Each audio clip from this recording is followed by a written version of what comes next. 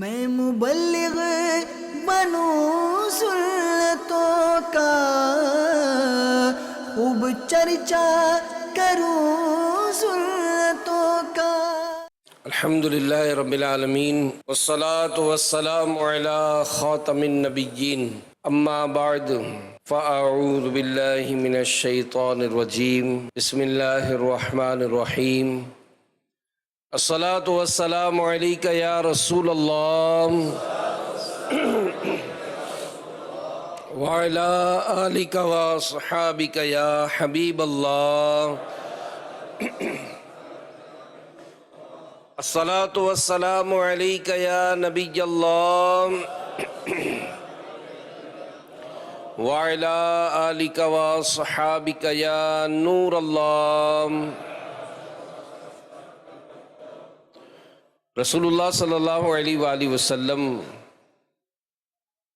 کی قبر انور کے پاس کھڑا ہو کر جو شخص اس آیت مبارکہ کو پڑھے، ان اللہ وملائکتہ یصلون علی النبی یا ایہا الذین آمنوا صلوا علیہ وسلموا تسلیما۔ آسان ترجمہ قرآن کنز العرفان، بے شک اللہ اور اس کے فرشتے نبی پر درود بھیجتے ہیں، اے ایمان والو ان پر درود اور خوب سلام بھیجو۔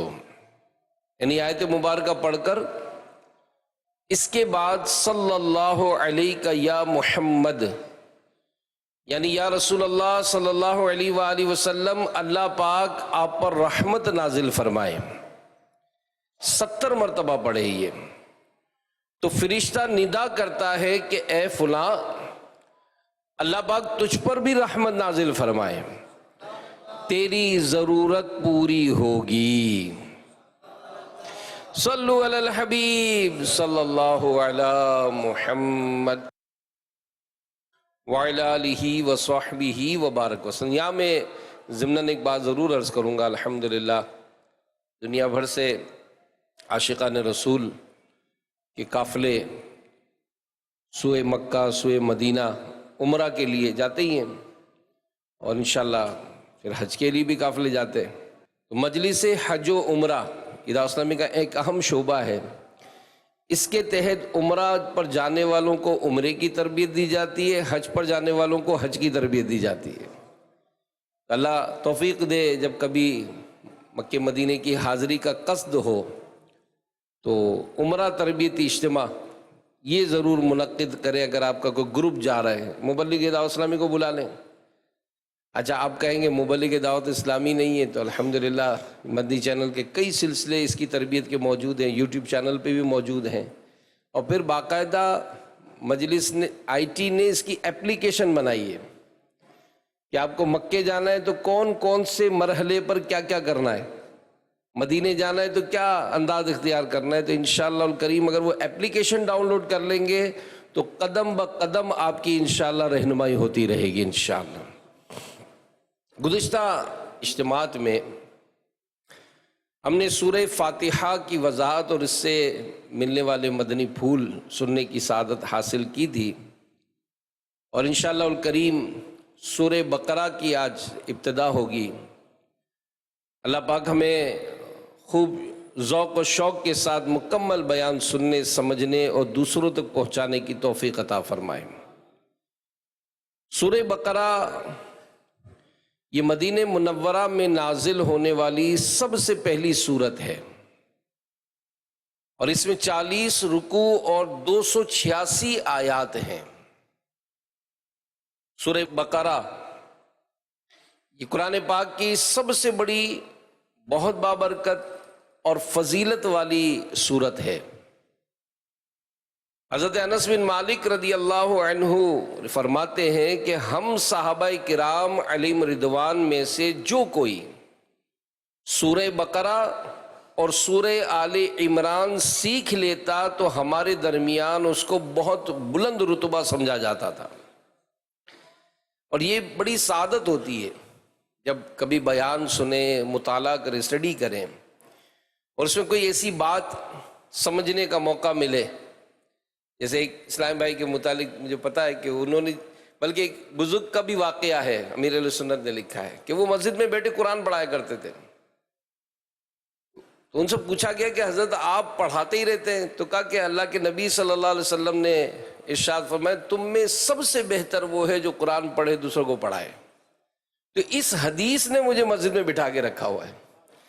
اب ہم میں سے کتنے کہ جن کو قرآن پڑھنا آتا ہے؟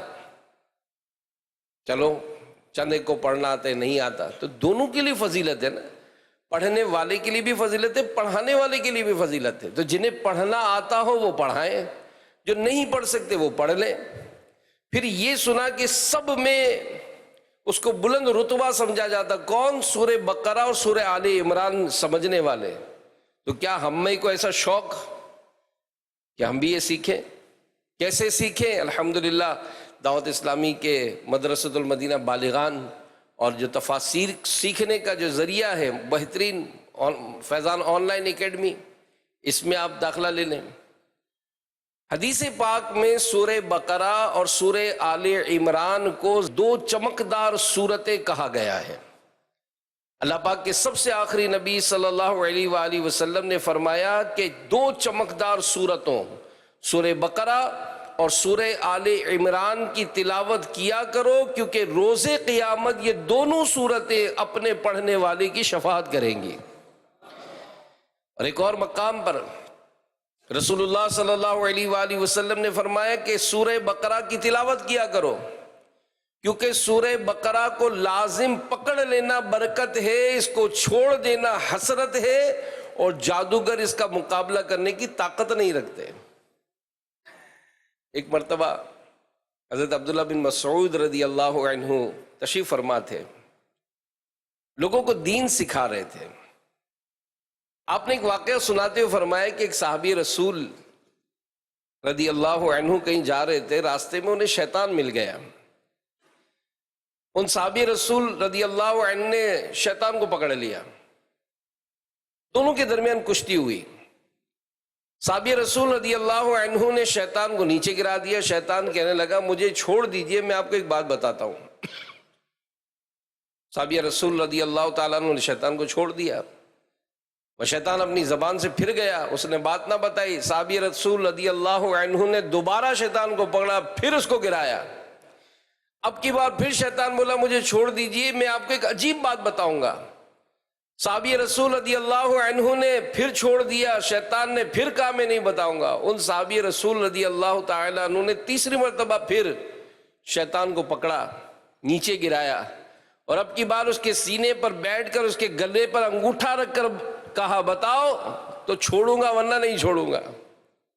اب شیطان نے بات بتائی، بولا کسی جگہ کافی سارے شیطان جمع ہوں، ان کے درمیان اگر سورہ بقرہ کی ایک آیت پڑھ دی جائے تو وہ سارے شیطان بھاگ جائیں گے، اور جس گھر میں سورہ بقرہ کی ایک آیت پڑھی جائے اس گھر میں شیطان داخل نہیں ہو سکتا۔ یہ واقعہ سن کر لوگوں نے حضرت عبداللہ بن مسعود رضی اللہ عنہ سے پوچھا کہ وہ صحابی کون تھے؟ وہ صحابی کون تھے؟ اور کون ہو سکتا ہے؟ وہ مسلمانوں کے دوسرے خلیفہ حضرت عمر فاروق اعظم رضی اللہ تعالیٰ عنہ۔ گلی سے ان کی شیطان دم دبا کر بھاگ جاتا ہے، گلی سے ان کی شیطان دم دبا کر بھاگ جاتا ہے ایسا روب ایسا دبدبا فاروق اعظم کا، تو ہر صحابی نبی جنتی، سب صحابیات بھی جنتی۔ تو میرے پیارے پیارے اسلامی بھائیوں، معلوم ہوا کہ سورہ بقرہ کی برکت سے شیطان سے، جادو ٹونے وغیرہ سے حفاظت ہوتی ہے۔ اب چاہتے ہیں نا، بہت مدنی چینل کے ناظرین بھی ہوں گے، دنیا جہاں کے پھیرے لگا دیے، اس سے پوچھا اس سے پوچھا، بھئی گھر میں قرآن پڑھیں تو صحیح نا، آئے تو صحیح نا، برکت پانی ہے، دیکھیں تو صحیح، یہ کر کے دیکھیں تو صحیح کہ کیسی برکتیں ملتی ہے۔ تو ہمیں چاہیے کہ ہم اپنے گھروں میں سورہ بقرہ کی تلاوت کیا کریں۔ ایک صحابی رسول ہے حضرت ثابت بن قیس رضی اللہ عنہ، رات کے وقت ان کا گھر ایسا چمکتا تھا جیسے چراغ روشن ہو، لوگوں نے آقا دو جہاں صلی اللہ علیہ وآلہ وسلم کی خدمت میں اس بات کا تذکرہ کیا تو آپ صلی اللہ علیہ وآلہ وسلم نے فرمایا کہ ثابت بن قیس ضرور رات کو سورہ بقرہ کی تلاوت کیا کرتے ہوں گے. چنانچہ ثابت بن قیس رضی اللہ عنہ سے پوچھا گیا تو انہوں نے بتایا کہ ہاں واقعی میں رات کو سورہ بقرہ کی تلاوت کرتا ہوں. کیا گھرانے ہیں، کیسے گھرانے ہیں یہ. ان گھروں میں قرآن پڑھا جاتا ہے، ان گھروں میں اللہ کا ذکر ہوتا ہے. تو پیارے پیارے اسلامی بھائیوں، سورہ بقرہ پڑھنے کی کیسی برکتیں ہیں. امی نیت کریں کہ کچھ نہ کچھ پڑھ لیا کریں، کچھ نہ کچھ پڑھ لیا کریں تو انشاءاللہ الکریم اس کی خوب برکتیں حاصل ہوں گی. اللہ پاک ہم سب کو عمل کی توفیق عطا فرمائے. تو سورہ بقرہ کی پہلی اور دوسری آیت سے متعلق آج ہم کچھ مدنی پھول سننے کی سعادت حاصل کریں گے. اللہ پاک ہمیں نور قرآن سے حصہ نصیب فرمائے. اللہ پاک نے سورہ بقرہ کی آیت نمبر 1 اور 2 میں ارشاد فرمایا الف لام میم ذالک الکتاب لا ریب فیہ.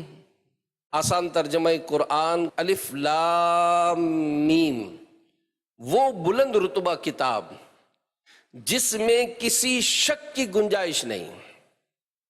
یہ جو الف لام میم یہ حروف مقطعات میں سے ہے اور قرآن کریم کی مختلف سورتوں کے شروع میں اس طرح کے حروف آتے ہیں جیسے الف لام میم، الف لام میم صاد، الف لام را وغیرہ. ان کو حروف مقطعات کہتے ہیں. حروف مقطعات کے متعلق درست اور پختہ بات کیا ہے؟ درست اور پختہ بات یہ ہے کہ اللہ و رسولہ اعلم، یعنی ان حروف مقطعات کا مطلب اور معنی اللہ پاک بہتر جانتا ہے یا اللہ پاک کی عطا سے اس کے محبوب نبی صلی اللہ علیہ وآلہ وسلم جانتے ہیں. تو مسلمانوں کے پہلے خلیفہ حضرت ابو بکر صدیق رضی اللہ عنہ فرماتے ہیں کہ ہر کتاب کا ایک راز ہوتا ہے اور قرآن کریم میں اللہ پاک کا راز سورتوں کے شروع میں آنے والے حروف مقطعات ہیں. ایک مرتبہ رسول پاک صلی اللہ علیہ وآلہ وسلم نے سورہ بقرہ کی تلاوت فرما رہے تھے. آپ صلی اللہ علیہ وآلہ وسلم نے تلاوت فرمائی الف لام میم ذالک الکتاب. حیی بن اخطب یہ یہودی تھا، اسے جب معلوم ہوا تو جلدی سے بارگاہ رسالت میں پہنچا اور پوچھا کہ اے محمد صلی اللہ علیہ وآلہ وسلم، یہ جو آپ نے پڑھا ہے کیا یہ اللہ پاک کا کلام ہے؟ پیارے آقا صلی اللہ علیہ وآلہ وسلم نے فرمایا کہ ہاں یہ اللہ پاک کا کلام ہے. تو حیی بن اخطب علم العداد یعنی عدد کا جو علم ہوتا ہے اس کا ماہر تھا. چنانچہ اس نے گنتی شروع کی کہ الف کا 1 عدد ہے، لام کے 30، میم کے 40، تو 1 + 40 + 30 یعنی 1 + 40 + 30 یہ 71 ہوئے. تو یوں حساب لگا کر بولا کہ اس کا مطلب یہ بنا کہ آپ کی امت 71 سال دنیا میں رہے گی، لہذا جو دین 71 سال دنیا میں رہنا ہے تو اس میں دین میں میں کیوں داخل ہو جاؤں. تو حیی بن اخطب کے بے پر کی یہ بات سن کر نبی پاک صلی اللہ علیہ وآلہ وسلم نے دوسرے مقام سے حروف مقطعات پڑھے. فرمایا الف لام میم صاد.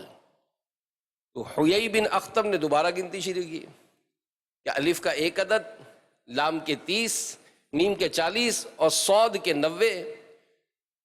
تو یہ سارے عدد مل کر 161 ہوئے. اس کا مطلب ہے کہ آپ کا دین دنیا میں 161 سال رہے گا. پیارے نبی صلی اللہ علیہ وآلہ وسلم نے ایک اور مقام سے حروف مقطعات پڑھے الف لام را.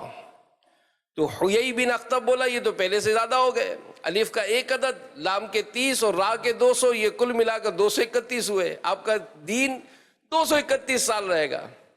تو رسول اللہ صلی اللہ علیہ وآلہ وسلم نے ایک اور مقام سے پڑھا الف لام میم را. تو حیی بن اخطب نے پھر گنتی شروع کی کہ الف کا 1، لام کے 30، میم کے 40، را کے 200، تو یوں 271 ہو گئے. تو یوں پیارے آقا صلی اللہ علیہ وآلہ وسلم مختلف حروف مقطعات پڑھتے گئے اور وہ گنتی کرتا گیا، آخر اس نے جھنجھلا کر کہا کہ اے محمد صلی اللہ علیہ وآلہ وسلم جانے دیجئے، میں اس راز کو نہیں سمجھ سکتا۔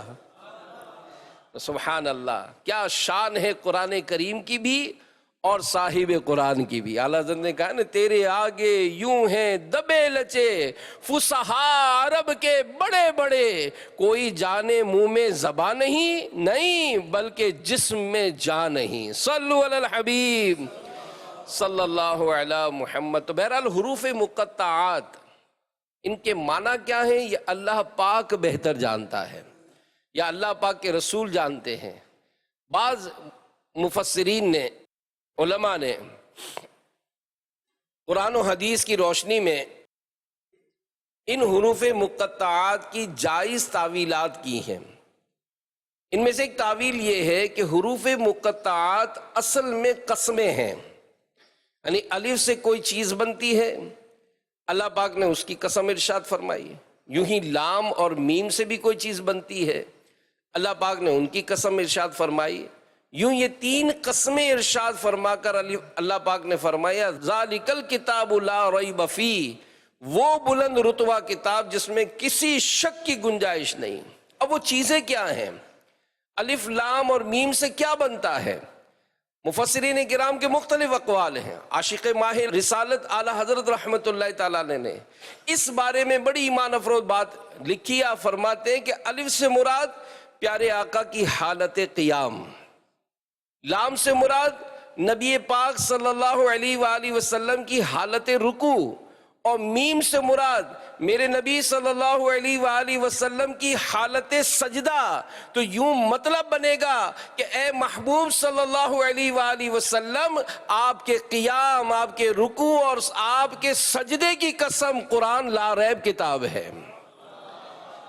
تو سیدی اعلیٰ حضرت مزید فرماتے کہ اس کی ایک اور تعویل بھی ہو سکتی ہے، وہ یہ کہ الف سے مراد نبی پاک صلی اللہ علیہ وآلہ وسلم کا قد مبارک، لام سے مراد نبی پاک صلی اللہ علیہ وآلہ وسلم کی زلف مبارک، میم سے مراد نبی پاک صلی اللہ علیہ وآلہ وسلم کا دہن مبارک۔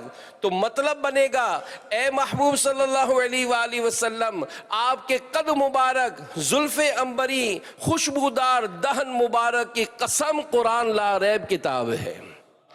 وہ خدا نے ہے مرتبہ تجھ کو دیا، نہ کسی کو ملے نہ کسی کو ملا، کہ کلام مجید نے کھائی شہا، تیرے شہر و کلام و بقا کی قسم۔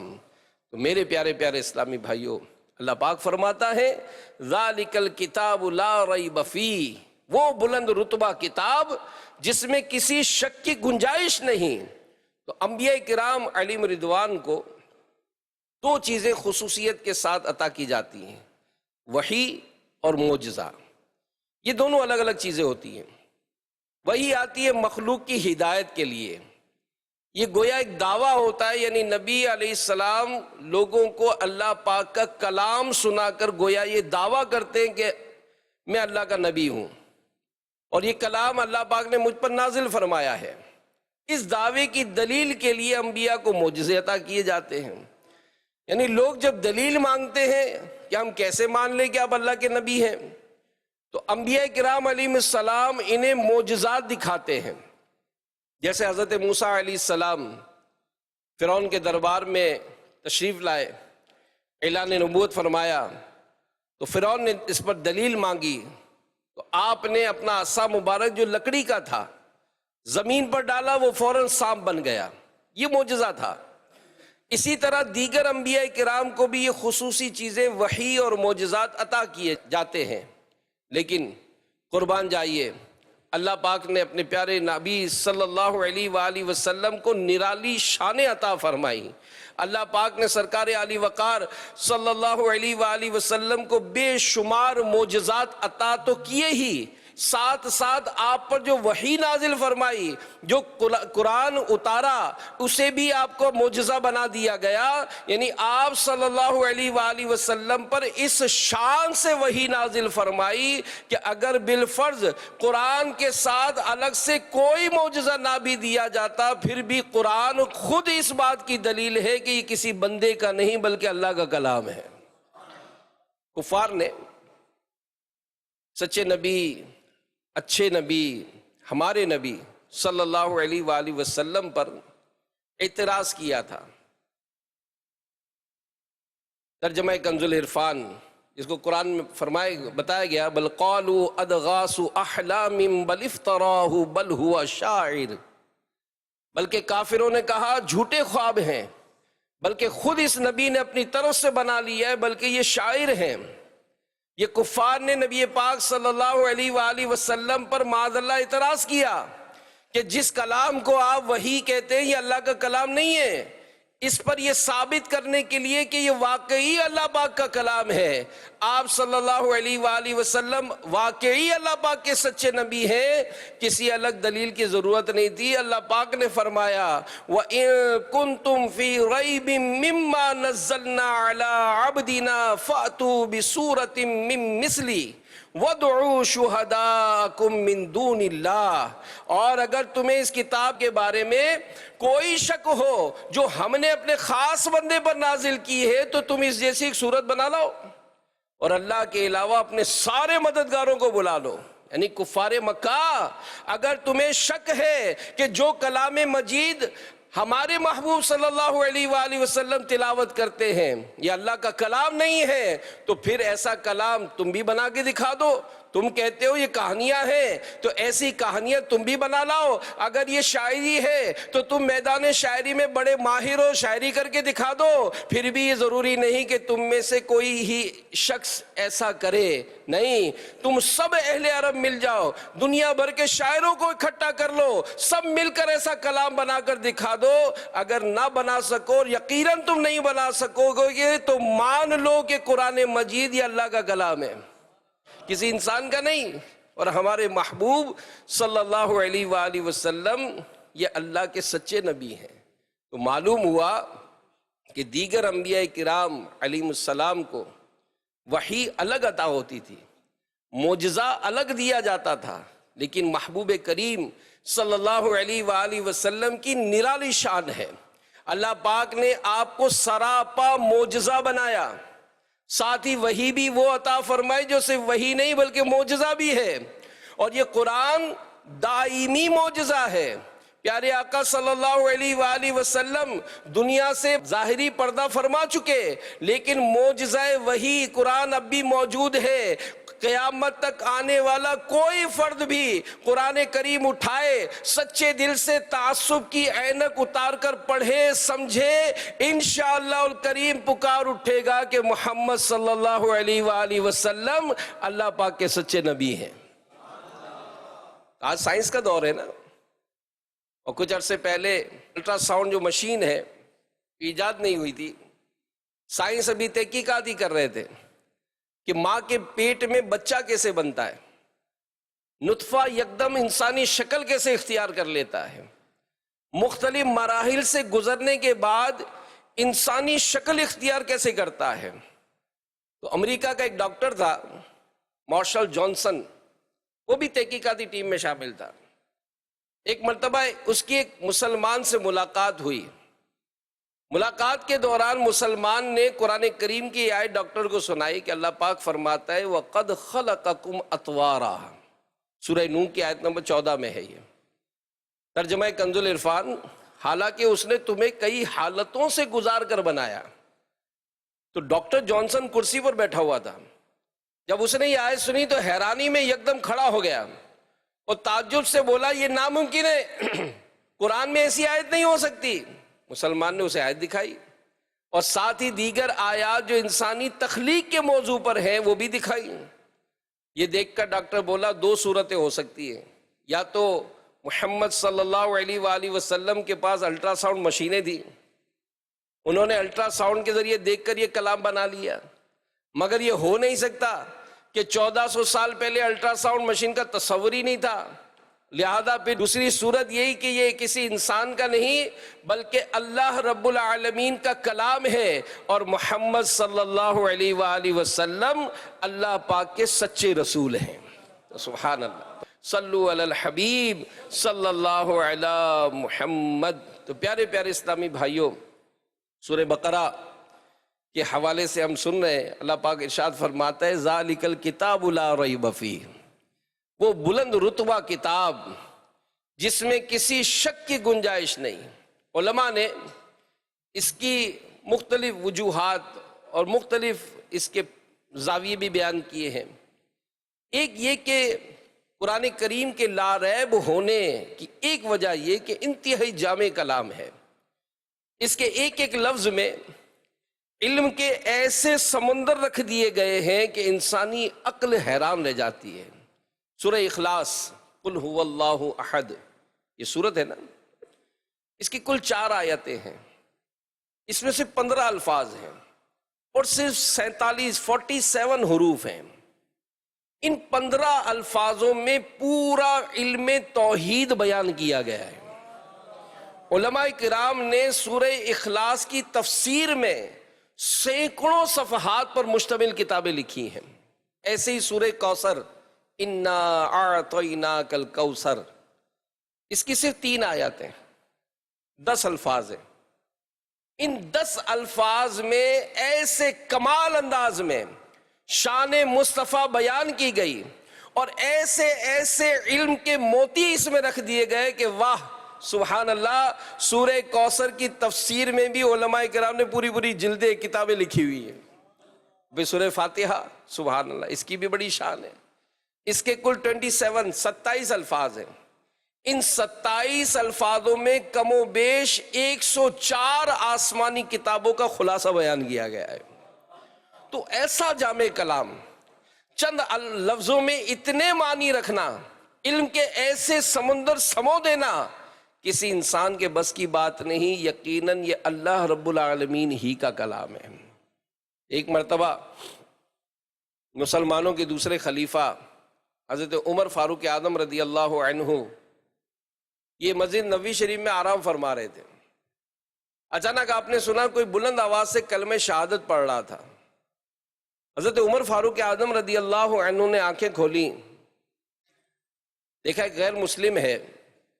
آپ نے اس سے کلمہ شہادت پڑھنے کی وجہ پوچھی تو اس نے کہا میں نے تورات، زبور اور انجیل پڑھی ہوئی ہیں، ابھی میں نے ایک شخص کو قرآن کی تلاوت کرتے ہوئے سنا، وہ یہ آیت پڑھ رہا تھا سورہ نور کی آیت نمبر 52، اور جو اللہ اور اس کے رسول کی اطاعت کرے اور اللہ سے ڈرے اور اس کی نافرمانی سے ڈرے تو یہی لوگ کامیاب ہیں۔ اس نیو مسلم نے کہا کہ توریت، زبور اور انجیل میں جو تعلیمات ہیں ان سب کا خلاصہ اس ایک آیت میں بیان کر دیا گیا، لہذا جب میں نے یہ آیت سنی تو جان لیا کہ محمد صلی اللہ علیہ وآلہ وسلم سچے رسول اور قرآن کریم واقعی اللہ پاک کا کلام ہے۔ تو میرے پیارے پیارے اسلامی بھائیوں اور مدنی چینل کے ناظرین، قرآن کریم کے لا ریب کتاب ہونے کی ایک وجہ یہ بھی علماء بیان کرتے ہیں کہ قرآن کریم کا ہر لفظ 100% سچا ہے۔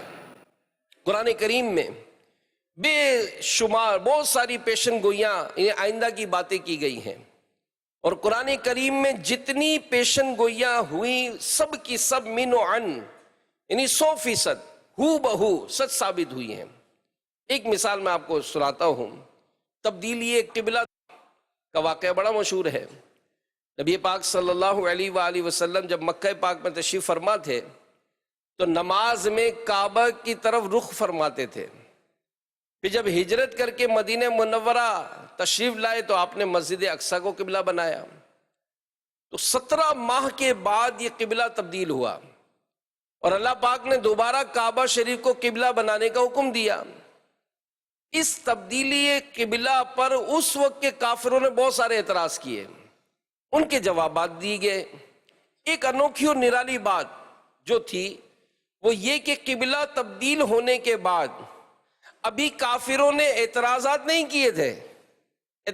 کیے تھے، اس سے پہلے ہی اللہ پاک نے ارشاد فرمایا سورہ بقرہ کی آیت نمبر 142 میں سَيَقُولُ السُّفَهَاءُ مِنَ النَّاسِ مَا وَلَّاهُمْ عَنْ قِبْلَتِهِمُ الَّتِي كَانُوا عَلَيْهَا۔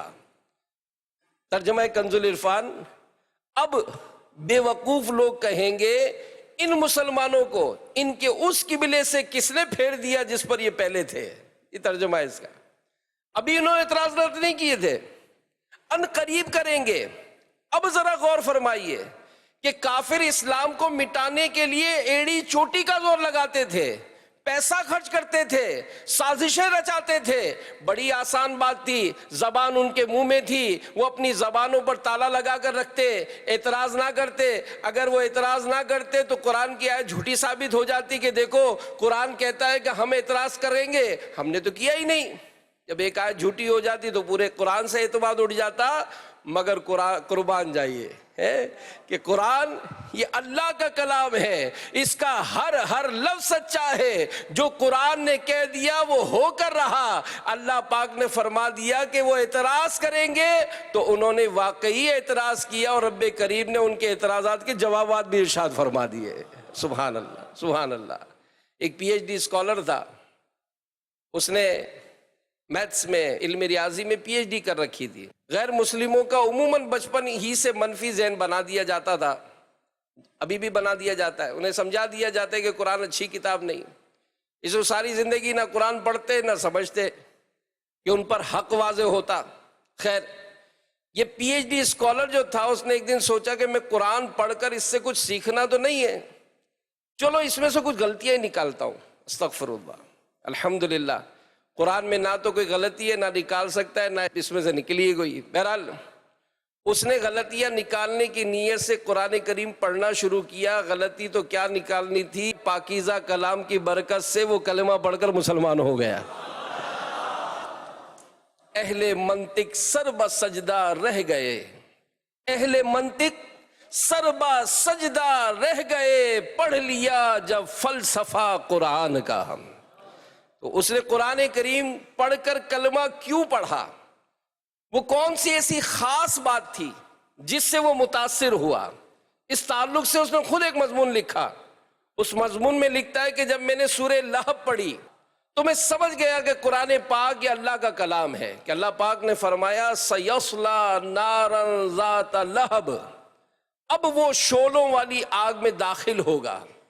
یعنی اس صورت مبارکہ میں صاف صاف لفظوں میں فرما دیا گیا کہ ابو لہب جہنمی ہے۔ پی ایچ ڈی اسکالر لکھتا ہے، غور فرمائیے، ابو لہب وہ شخص ہے جو ہر معاملے میں رسول پاک صلی اللہ علیہ وآلہ وسلم کی مخالفت کیا کرتا تھا۔ نبی رحمت صلی اللہ علیہ وآلہ وسلم نیکی کی دعوت کے لیے جاتے، ابو لہب پیچھے جاتا، آپ لوگوں کو کلمہ پڑھنے کی ترغیب دیتے، ابو لہب پیچھے سے آوازیں کستا، کہتا تھا لوگوں ان کی بات مت سننا۔ سورہ لہب نازل ہونے کے بعد ابو لہب 10 سال زندہ رہا۔ ابو لہب کے پاس 10 سال تھے، قرآن کو معاذ اللہ جھوٹا ثابت کر دینا اس کی نوک زبان پر تھا۔ یہ ہر بات میں رسول پاک صلی اللہ علیہ وسلم کی مخالفت کرتا تھا، مگر اس نے یہاں مخالفت نہیں کی۔ قرآن نے کہا تھا ابو لہب جہنمی ہے، یہ سچے دل سے کلمہ پڑھتا، صحابہ کی صف میں شامل ہو کر کہتا کہ دیکھو قرآن مجھے جہنمی کہتا ہے، میں تو جنتیوں کی صف میں ہوں، لیکن یہ قرآن ہے، یہ علام الغیوب، ہر چھپی بات کو جاننے والے اللہ کا کلام ہے۔ اللہ کریم کے علم ازلی میں تھا کہ ابو لہب ایمان نہیں لائے گا، اس نے واقعی ایمان قبول نہیں کیا، تو معلوم ہوا کہ قرآن لا ریب کتاب ہے، اس میں ذرہ برابر شک کی گنجائش نہیں۔ جو قرآن نے فرما دیا اس میں ذرہ برابر بھی کمی بیشی نہیں ہوتی، جیسا فرمایا ویسا ہو کر رہتا ہے۔ یہ اس بات کی دلیل ہے کہ قرآن کریم لا ریب کتاب ہے، یہ واقعی اللہ کا کلام ہے۔ اللہ پاک ہمیں لا ریب کتاب کا فیضان نصیب فرمائے، اسے سیکھنے، سمجھنے، پڑھنے، عمل کرنے کی اللہ پاک ہمیں توفیق عطا فرمائے۔ تو میرے پیارے پیارے اسلامی بھائیوں اور مدنی چینل کے ناظرین، یہ پیاری کتاب جس کو دیکھنا عبادت، جس کو چھونا عبادت، جس کو پڑھنا عبادت۔ مسلمانوں کے کون سے گھرانے ہیں جس کے گھر میں یہ کتاب نہ ہو؟ لیکن آج ہم دیکھیں اتنی ساری فضیلتیں، اتنی ساری برکتیں سننے کے باوجود بھی اس کتاب کو پڑھنا ہم نہیں پڑھتے، اس کتاب کو دیکھنا ہم نہیں دیکھتے، اس کتاب کو چومنا ہم نہیں چومتے، بلکہ چونکہ آج بھی ہمارے کئی شہروں سے عاشقان رسول آئے. یہ بات پہلے بھی بتا چکا ہوں, مدنی چینل پر کئی دفعہ یہ کلپ چلا ہے کہ ایک چھوٹی سی بچی کو کسی نے گھر میں دیکھا کہ وہ قرآن کھول کر اس میں کوئی چیز رکھ رہی ہے. گھر کے بڑے نے کسی نے آواز دی, یہ کیا کر رہی ہو؟ تو اس نے جیسے فوراً بند کیا اور اس کو کپڑا چڑھانے لگی.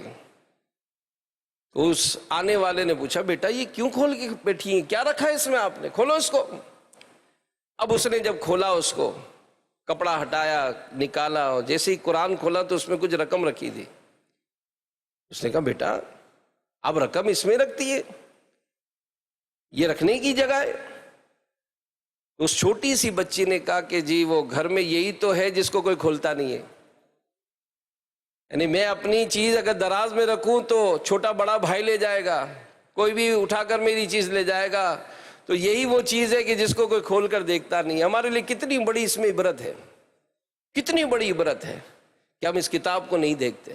دنیا بھر کی ڈگریاں پالی, پتہ نہیں کیا کیا ٹیلنٹ حاصل کر لیا, لیکن نہیں کیا تو ہم نے قرآن پڑھنا نہیں سیکھا. نہیں وقت نکالتے تو اس قرآن کو پڑھنے کا وقت نہیں نکالتے, اس قرآن کو سمجھنے کا وقت نہیں نکالتے. جی ہاں, دعوت اسلامی الحمدللہ جس پر آپ عاشقان رسول اعتماد کرتے ہیں, جی ہاں میں مبارکباد دوں گا ان خوش نصیبوں کو جو دعوت اسلامی کے مدارس بناتے ہیں. میں مبارکباد دوں گا ان اسلامی بھائی, ان خوش نصیب عاشقان رسول کو جو دعوت اسلامی کی مساجد میں دینی کام کو بڑھانے کے لیے اجازتیں دیتے ہیں, ان کے ساتھ تعاون کرتے ہیں, مساجد بناتے ہیں, مدارس بناتے ہیں, جامعات بناتے ہیں. دعوت اسلامی نے سے باتیں نہیں کی ہیں, آپ کو ہمیں کام کر کے دکھایا. مجھے یاد ہے 1991 میں ہمارے قبلہ سید عبد القادر شاہ صاحب یہ ذمہ دار تھے ہمارے, انہوں نے اعلان کیا تھا کہ ہم کراچی میں 20 مدرسے کھولیں گے. میں بھی اس ٹائم موجود تھا وہاں پر. ہم نے نعرے لگائے تھے کہ 20 کھل جائیں گے. آج صرف کراچی شہر میں 700 سے زیادہ مدرسے ہیں. آپ کی دعوت اسلامی نے 7000 سے زیادہ مدرسے آپ کے قائم کر چکی ہے. پھر جامعۃ المدینہ کو دیکھیں تو 1300 سے اوپر جامعۃ المدینہ قائم ہو گئے. مساجد دیکھیں تو 650-700 مساجد سالانہ دعوت اسلامی بنائے جا رہی ہے. پھر آپ نے پڑھنا ہے, آپ آئیں ہمارے پاس پڑھائیں گے. اچھا آپ نہیں آ سکتے, ہم آ جائیں گے آپ کے پاس, آپ کے گھر آ جاتے ہیں, آپ کے آفس آ جاتے ہیں, آپ کی دکان پر آ جاتے ہیں, آپ کی فیکٹری پر آ جاتے ہیں.